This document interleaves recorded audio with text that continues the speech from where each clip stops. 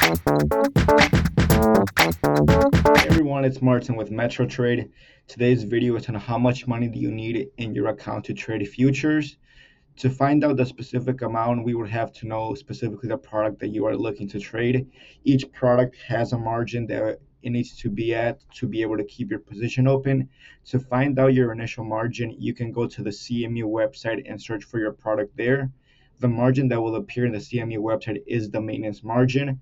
To find your initial margin, you will need to multiply the maintenance margin times 1.10 to find out your initial margin, which is how much money you would need to keep your position open.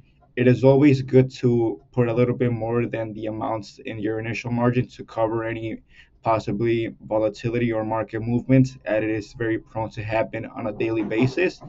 To find out more about this and more of other products, you can simply go to our YouTube channel, link below here, or you can reach out to us at support@metrotrade.com. Thank you.